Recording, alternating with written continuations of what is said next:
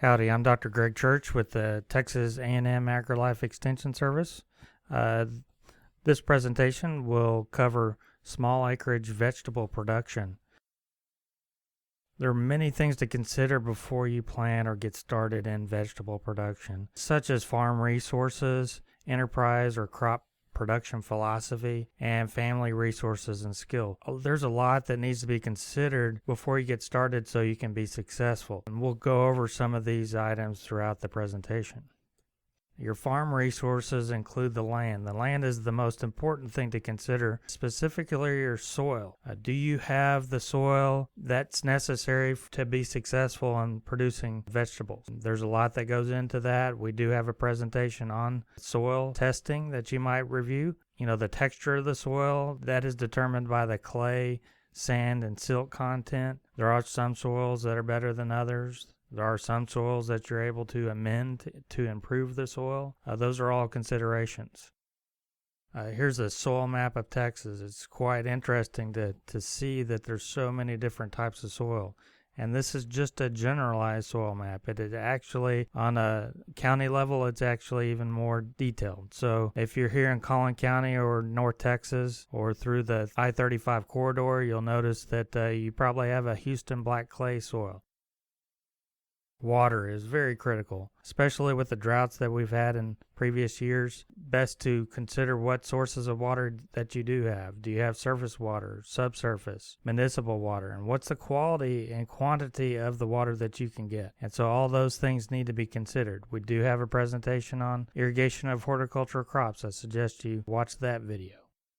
What's your production philosophy? Everything seems to be pushed towards organic production, which is fine. It can be challenging to get that certification. That's through the Texas Department of Agriculture and the USDA. So it takes some time and effort to get the certification, which is pretty much necessary in order to be able to sell as an organic product. There's some other options. One is just natural production. There's no certification process for that. Obviously, conventional production, that's using synthetic pesticides, synthetic fertilizers. Organic production is going to be using natural inputs, natural pesticides, natural fertilizers. Natural is not really well defined, and so you're just using natural products to the best of your abilities. Another up-and-coming consideration is EarthKind. EarthKind is an environmental stewardship program that we conduct through the Extension Service. Might check that out. There's still a lot of research that needs to be done to define that type of production philosophy. Production systems, traditional or plasticulture, hoop house production, greenhouse production. Obviously, all these depend on what resources you have available. Whenever you start a vegetable production or any type of production system, you gotta have some way to market that product. It's best to know that in advance before you plant it, before you spend the money and use the resources that you have to produce the crop. You gotta have a place to sell it. So there are a lot of options available there. Some of those options are roadside stands, farmers market, subscription farming, farm to institutions such as a school, marketing through the internet, or even agritourism such as a pick your own farm. You have to be aware of the different practices that are necessary for vegetable production: field preparation, crop establishment, soil fertility management, irrigation, weed control, post-harvest handling and storage, good agricultural practices, and season extension using plasticulture. The good agricultural practices, that's where we want to protect food safety so we're not contaminating our vegetable produce before it goes to the market. So let's run through each of these practices. Field preparation. This is where you want to remove the vegetation from the field before you prepare it. One of the easiest ways is to use an herbicide. Glyphosate is one herbicide that's routinely used to clear a field of vegetation. Spray that, kills all the plants, and then you start your field preparation. If you're in an organic or natural system, you're going to probably likely use a tractor with some type of plow to try to turn the soil over and bury that vegetation. That primary tillage is used to loosen up the soil and incorporate organic residues such as compost, manure, and cover crops. I'd like to point out that the benefits of compost. I highly recommend the use of compost in any production philosophy. It needs to be mixed into the soil. It does provide some nutrition to the plants or to the soil. It loosens up that soil, improves aeration and drainage, improves the soil ability to hold water, which is really important. It reduces the need for chemical fertilizers and reduces the risk of environmental contamination. Another thing is that it increases the microbial activity of the soil, the diversity of the soil, and that helps to sort of fend off those pathogens in the soil so that they don't harm your plants. Step 3 in field preparation is perform that secondary tillage. That's where we're going to incorporate fertilizers, prepare a seed bed. That's where you're breaking down those clods even further in the soil to aerate the soil. Then in step 4, we want to actually build a raised bed. What is a raised bed? We don't think of a raised bed in production systems. We typically think of that in a home garden situation, but farmers for centuries have been building raised beds, and the size of the bed certainly depends on the crop. Benefits of the raised bed is that it improves the drainage so that water is not stagnant in the soil and that it's moving through because gravity pulls it through the soil. It helps with aeration. It helps regulate soil temperature as well. A lot of benefits, and it will increase your productivity of the crop. Soil fertility, plant nutrition. It's very important to start with a soil test prior to planting and make sure you indicate the crops that you're growing on that soil test so that your recommendations from the soil test are suited for your crop that you're growing. Based on that soil test, you want to incorporate the recommended amount of fertilizer into the soil prior to planting. But that depends on your method. There's the broadcast method, banding method, and the use of fertigation. A banding method is going to be used for the addition of phosphorus to the soil. Typically, banded nutrients are applied in a band on the surface of the soil next to the plant. A broadcast is normally used for nitrogen, and then fertigation is a great option if you're using drip irrigation because you can add the nutrients throughout the growing season through the drip irrigation in that water stream, and is a great way to manage the nutrient because if you apply nitrogen at the beginning of the season, it's going to leach out of the soil, and so you want to be able to replace that through the use of fertigation. Talking about irrigation, we want to make sure that we have a source of that water, so we need to locate and develop that irrigation water source. That could be surface water, groundwater, or municipal type water. But we need to decide on a delivery system. I highly recommend the use of drip irrigation. It is the most efficient use. Sprinkler systems, as you can see in this picture, are highly inefficient because they're exposed to so much evaporation and loss of water through wind. Best way to determine when you need to irrigate is to examine the soil. Check the soil moisture down to at least 1 inch and see if it's dry, and then irrigate.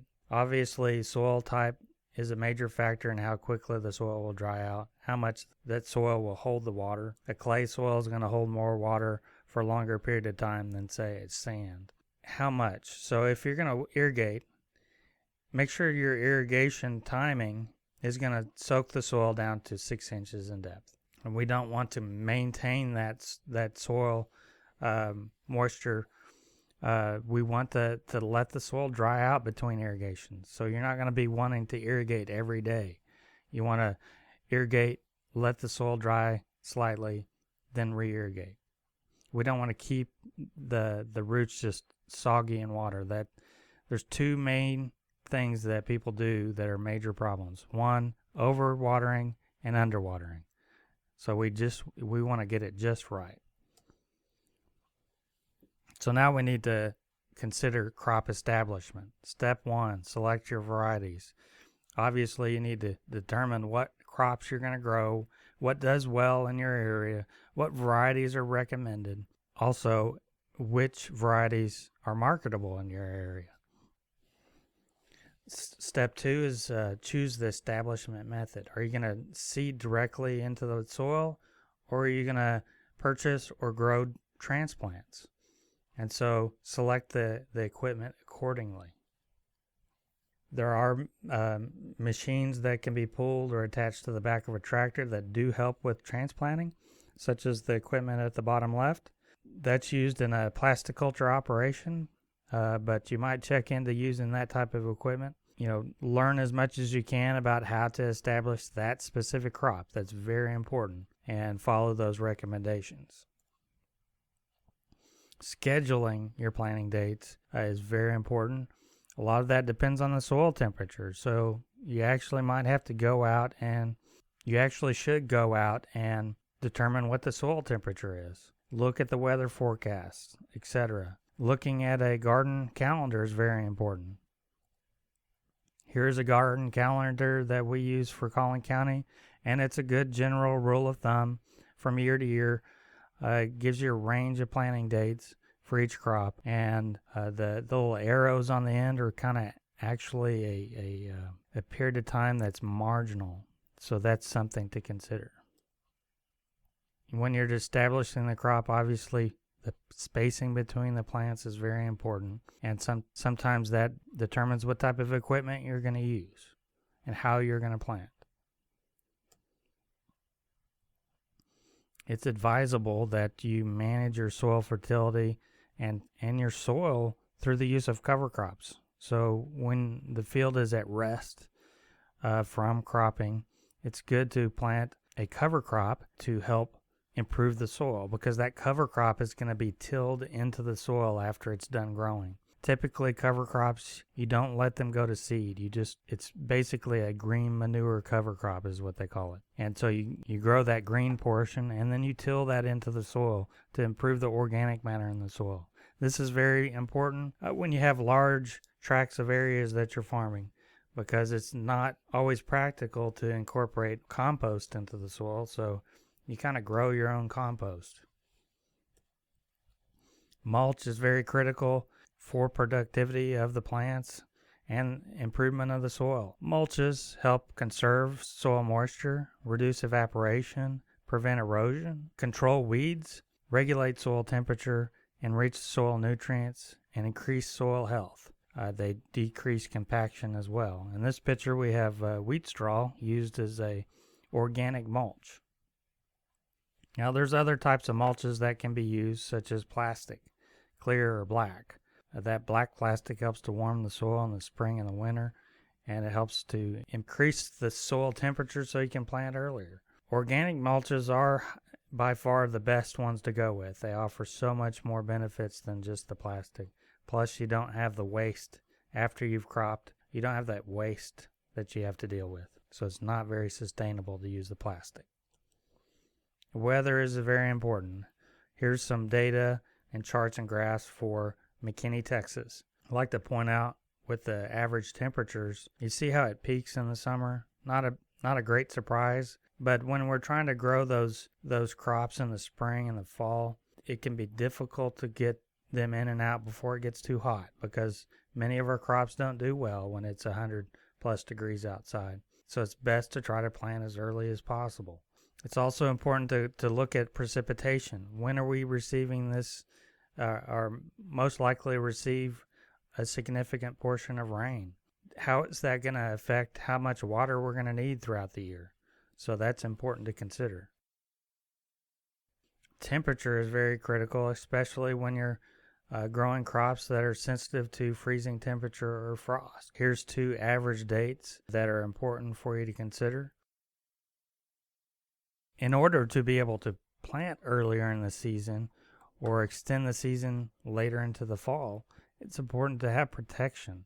The use of clear translucent plastic can extend the growing season and protect the crop from wind, hail, and storms. Also, there are other barrier fabrics that protect the plants from insect damage that can transmit viruses, or also birds and varmints. The use of hoop house can be very effective in extending the season. It increases the temperature inside the house in order to be able to plant earlier and protect the crop from the weather. It's always important to consider pest management. Integrated pest management is the most effective way to manage your pests in the vegetable garden. Whether you're using a conventional production system or organic system, IPM is the best approach. There are a lot of resources out there available to vegetable producers. Here's some. The best resource is going to be Aggie Horticulture. That website has a lot of resources for farmers growing different types of crops. I appreciate your time listening to the program. Feel free to leave any comments for us. Thank you.